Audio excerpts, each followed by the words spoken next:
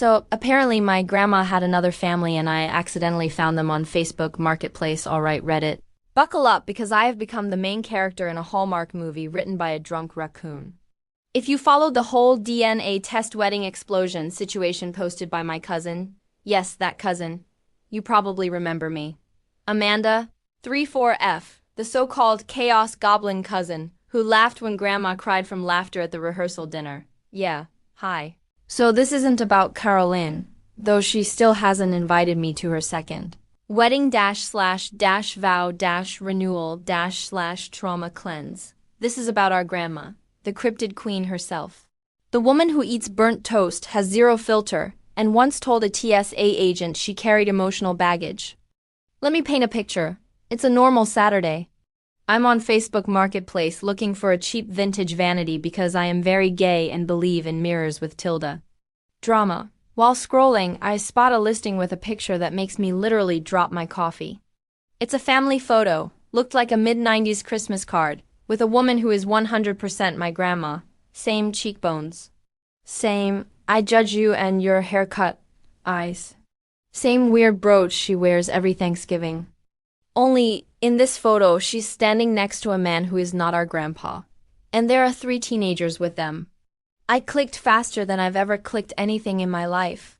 The listing is for a dresser, $75, description, still sturdy. Comes from a smoke-free, drama-free home, the irony. Anyway, the seller's name is Denise Redacted, and I spiral. I do some light stalking, I basically earned a pie license in 20 minutes, and I find her profile. She posts a throwback photo of her beautiful mom, tags her, and my stomach drops. The tagged woman, her mom, is my grandma. Same name, same face, same freaking brooch. So I call my mom. She's like, impossible. Your grandmother's been married to your grandpa since 1962. She's never even left the state. Lies. This woman had 2 Thanksgiving brooches and apparently 2 families. I do some math. The kids in the photo look to be teenagers in the late 90s, which means grandma had this other family. At the same time, she was raising my mom and uncles. Double life confirmed. And here's where it gets even worse. I messaged Denise. Just a casual. Hey, weird question. Is your mom's name grandma's full name? She responds with, yes. How do you know her? Y'all. I didn't answer immediately. Instead, I sent a photo of grandma from my side, her at my graduation, holding a bottle of barefoot wine and judging me for my bangs. Her classic look.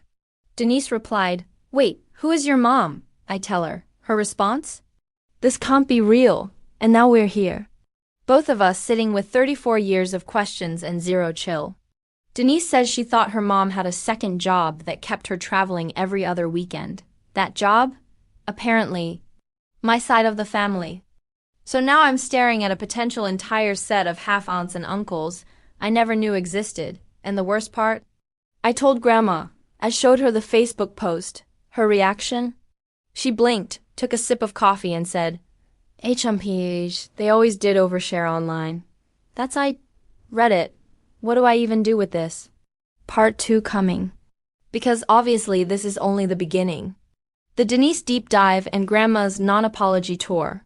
So I guess I'm now starring in The Parent Trap. But instead of twins, it's 2 entire bloodlines. And instead of a reunion, it's me frantically Googling how bigamy laws work in our state. Let's rewind. After the initial shock wore off, Denise and I decided to FaceTime. Which, by the way, felt like looking into a mirror where the reflection has a better skincare routine. We have the same jawline, the same eyebrow twitch.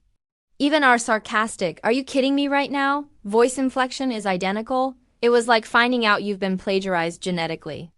We talked for 3 hours. She grew up thinking her mom, aka my grandma, was a divorced working woman who traveled for consulting gigs. Her dad, not my grandpa, was a guy named Leonard, now deceased. He worked in HVAC, wore Crocs before they were cool, and apparently made a mean chili. Denise's mom, aka the woman I knew as sweet, sharp, slightly terrifying Grandma Judy, lived with them half the week and vanished every other weekend for nearly 2 decades. Denise thought she was just really committed to freelance consulting. Meanwhile, back on my side of the family, Grandma Judy was married to my Grandpa Bill the entire time. Not even an open marriage, Just straight up secret double life sitcom madness. I confronted Grandma. Again, I showed her the screenshot of Denise and me side by side. Same face, same nose. Same suspicious glare. She looked at it for a second, then shrugged. Well, I always said I had good genes. Excuse me. I pushed harder. I asked her how she managed to live like that, splitting her life between two families without anyone catching on. She just said, "People only see what they want to." And I was organized. Apparently she kept 2 calendars, 2 phone numbers, 2 wardrobes. She even used different perfumes in each house to avoid suspicion. Grandma Judy was basically a suburban Jason Bourne. I asked her if Grandpa Bill ever suspected. She said he did once, in the early 80s. She told him he was being paranoid, cried a little, and made his favorite pie. End of suspicion. My mom is now in full existential meltdown. She's spiraling, texting me, "Do I have other siblings?" At 2 a.m. and interrogating Grandma like a true crime podcaster. Grandma's responses have ranged from, "Don't be dramatic," to "Everyone has secrets, dear." My cousin, yes, the wedding DNA chaos cousin, is thrilled. She said, and I quote, "This is better than Succession and I want rights to the screenplay." Meanwhile, Denise and I are now texting daily. She sent me a baby pic where she looks exactly like my mom. I sent her a photo of Grandma with a martini in one hand and a bingo dauber in the other. We're weirdly bonding. We're talking about doing a Zoom call with her siblings, my potential half-and uncles. One of them is a librarian. One's a stand-up comedian. One lives in a yurt, because of course. And here's the kicker. We found out that Grandma didn't just bounce between families. She bounced between holidays. Thanksgiving, with us, Christmas. With them, New Year's, alternated annually. She kept it going for 22 years. Denise and I compared calendars. She was with them the year she missed my 7th grade play because of bronchitis, and with us when Denise's brother broke his arm and needed surgery. I have never seen a longer con. This woman was running 2 entire lives with the precision of a Swiss watch. Now the question is, do we tell Grandpa Bill? Because, and I cannot stress this enough, he still doesn't know. Part 3 coming. I'm gonna need backup. The grandpa situation, do we tell him? So, the question hanging over our heads like a vintage glass chandelier with bad wiring, do we tell Grandpa Bill? Let me paint you a picture of this man. Grandpa Bill is 87, partially deaf, but only when it's convenient, still drives like he's trying to outrun the law, and thinks TikTok is a government conspiracy. He's also a genuinely sweet guy, grows tomatoes. Sends me $10 on Venmo every birthday with the note, "Don't buy drugs," calls every dog sport. I adore him. Which is why I've been agonizing over this decision. Like I'm defusing a nuclear bomb and every wire is labeled feelings. Meanwhile, my mom is having a full-scale identity crisis. She's been binge-watching paternity episodes of Maury like she's studying for the emotional SATs. And Grandma still unbothered. She literally said, "Well, it's not like it's the end of the world. Everyone's alive." I asked her if she ever loved Leonard, the other man, Denise's dad. She gave me a look and said, "I loved convenience." What does that even mean? Anyway, we decided, Denise and I, that if we were going to tell Grandpa, we had to do it gently. So we staged a soft launch. We invited him over for brunch at my place. My mom came. I made muffins. Denise showed up halfway through, pretending to be an old co-worker. I thought maybe if he saw her and noticed the resemblance, it might kickstart some kind of recognition. He didn't flinch. He called her Deborah twice, complimented her earrings, and asked if she wanted to see his tomato garden. Zero clue. After she left, he just said, "She seemed nice." Little pale, Mom and I sat on the couch after and stared at each other. "Mom, we're going to have to just tell him, aren't we?"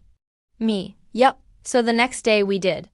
We brought him the photo, the 1990s family Christmas card with Grandma front and center, smiling with Leonard and the kids. His reaction, a long pause.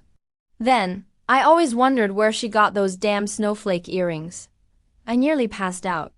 Turns out, he kinda knew, not all the details. Not the second set of kids. But he always suspected Grandma had something going on. He just never wanted to dig. Said she was gone a lot, but she came back.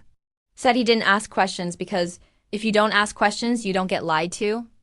Honestly. The most grandpa thing he could have said. But then he said something else. I'm not mad, I just feel stupid. I was married to a mystery, wasn't I? And that hit me right in the chest. We gave him time. We told him about Denise, showed him pictures. Told him we were in touch. He didn't say much else, just nodded. Asked for some coffee. The next morning he texted me, tell Denise I'd like to meet her again. This time as her almost grandpa. I cried in a Target parking lot. So yeah, that happened. Part 4 coming because guess what? Grandma's got one more surprise up her sleeve, and I wish I were joking. Grandma's final secret, why is there a storage unit? So remember how I said Grandma might have one more surprise up her sleeve? I lied, she had at least 5. And they were all inside a storage unit in rural Ohio. Let me explain. After the brunch plus bombshell conversation, Grandpa Bill wanted some space. Understandable. He took a road trip with his bowling buddy, Carl, to clear his head and eat barbecue across state lines. Meanwhile, my mom and I were still trying to process the fact that our entire family tree apparently has an underground root system. Then Denise texts me, does the name Red Fern Storage mean anything to you? I say no, she sends a photo. It's a key, with a tag that says Judy's unit number 42. She found it in her mom's old sewing box. Side note, Grandma apparently did not sew. The box was full of Werther's Originals and a small flask. We did some Googling. Red Fern Storage is a facility halfway between Denise's hometown and ours. Practically equidistant. Of course it is. So obviously we go. Denise and I meet there on a Saturday. The manager, a man who looks like he hasn't blinked since 2004, checks the tag and confirms unit number 42 is still active, rent paid in cash every 6 months. We open it and find a full-blown shrine to Grandma's double life. I'm talking boxes of photo albums labeled in creepy neat handwriting. Ohio Christmases, East Coast Easters, the other birthdays. There's a duffel bag of old clothing, clearly divided by fashion style. Her Ohio wardrobe, pastels and pearls. Her us wardrobe, earth tones and sharp blazers. The woman had regional aesthetics. There were also letters. Hundreds of them. Most were from Leonard, Denise's dad. Sweet, earnest, painfully sincere letters. Some from the early 80s, still sealed, some opened and worn. He wrote about missing her when she left, about their kids. About how he hoped the other life didn't take too much of her away, Denise cried. I cried. We sat there in folding chairs. Yes, there were 2 folding chairs in the unit. She really planned for reflection, and just grieved this secret that had shaped our lives without our consent. We also found journals. Grandma's journals? Yes, of course she kept journals. They're wild. One entry from 1994. I spent Mother's Day with the wrong children. I don't regret it, but I do wish I brought better wine. Another from 2001. Leonard wants to retire. Bill just installed a koi pond. Am I the pond now? She was unhinged. And brilliant. And honestly, tragic in the most complicated way. In one of the later entries, 2006 maybe, she wrote, I never wanted to be 2 people. But I couldn't choose. And so I became both. I loved them, all of them. But I always feared one day someone would open the wrong drawer and find the truth. Well, Judy, drawer opened. We boxed everything up. Brought some of it back to Grandpa Bill. He flipped through one photo album, a page with Leonard and Grandma dancing in a backyard. He smiled, said, she really was a good liar, then got up and made tea. And just like that, the final curtain on Judy's drama closed with chamomile and silence. Next post, the blended family BBQ. Yes, that's a thing now.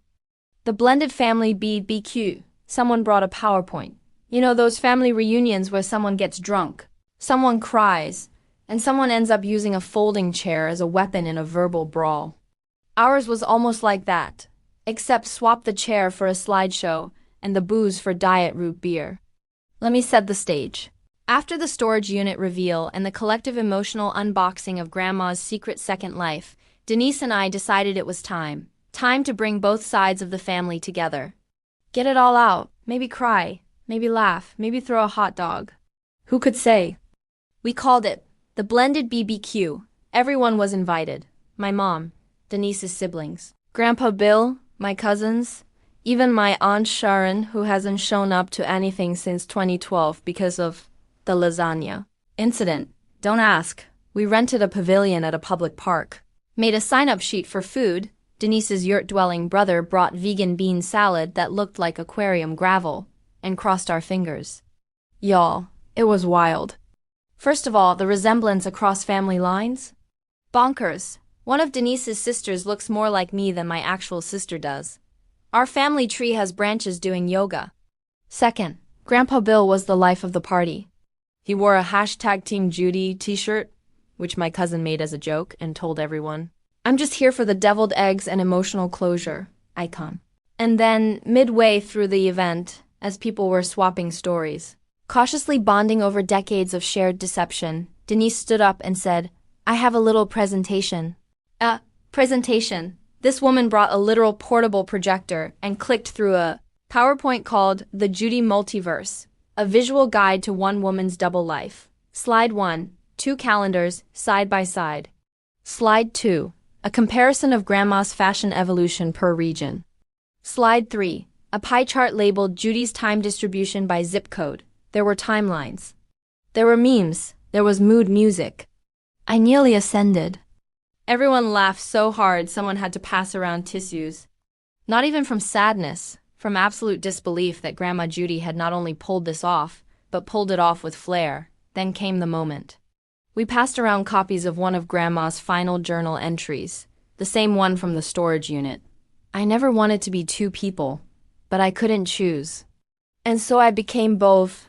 I loved them. All of them. But I always feared one day someone would open the wrong drawer and find the truth. Silence.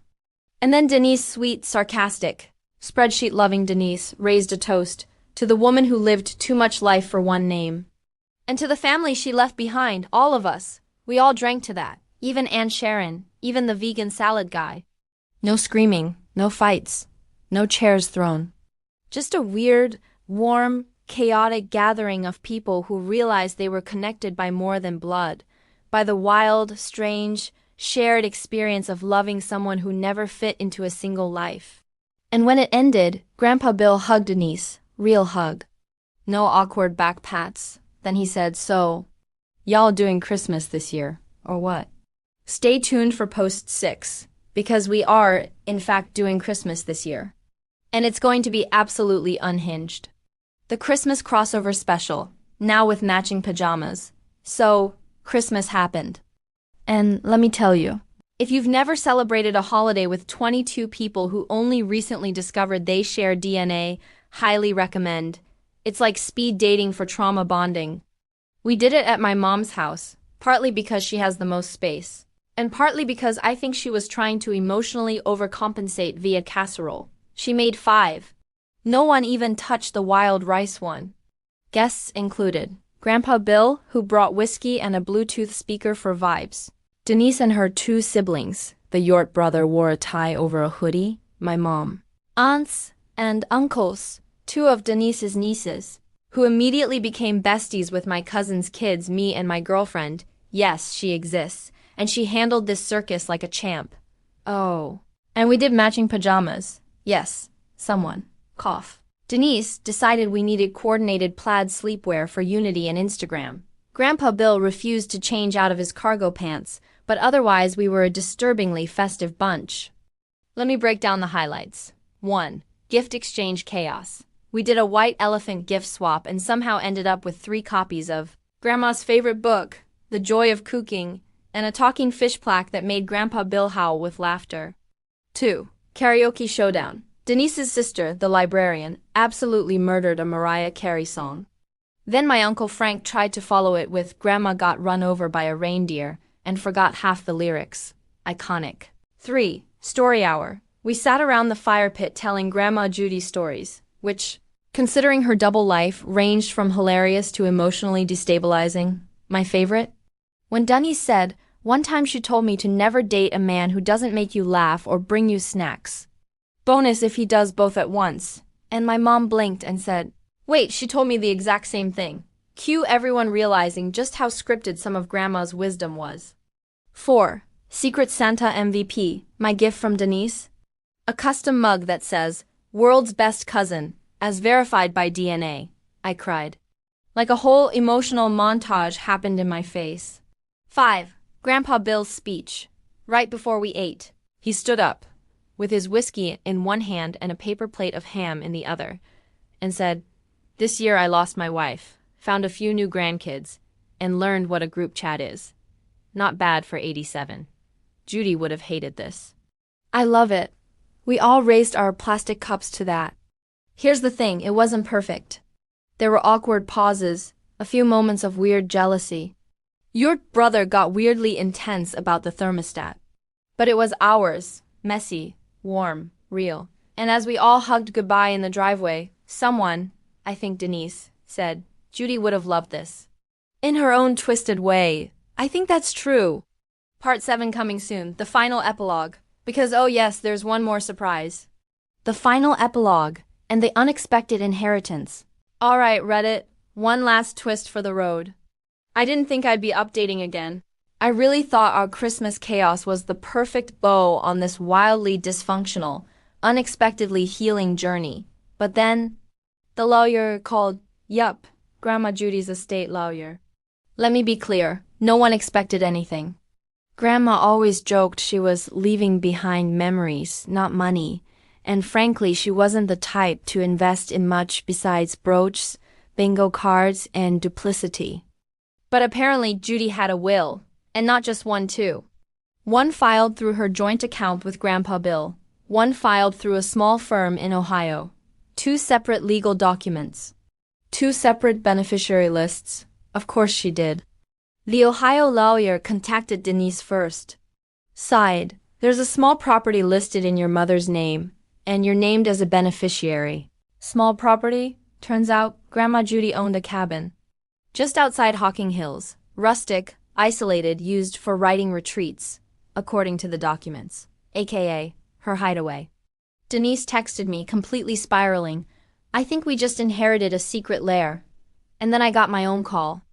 The other will, the one filed with Grandpa's name, listed me as a partial beneficiary too, not of land but of the storage unit contents.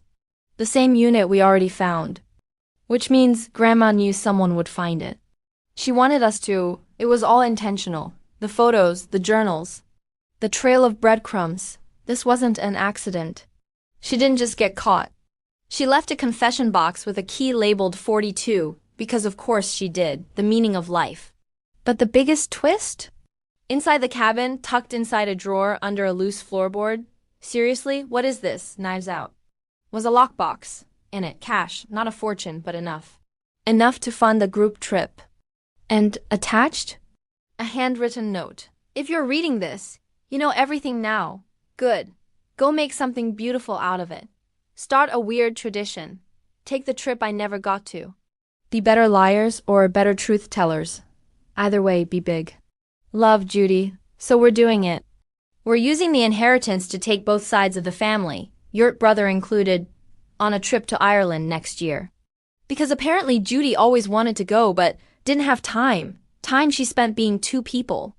Now we get to go as one family. So that's it, Reddit. The end. I found a second family on Facebook Marketplace. We unraveled a double life.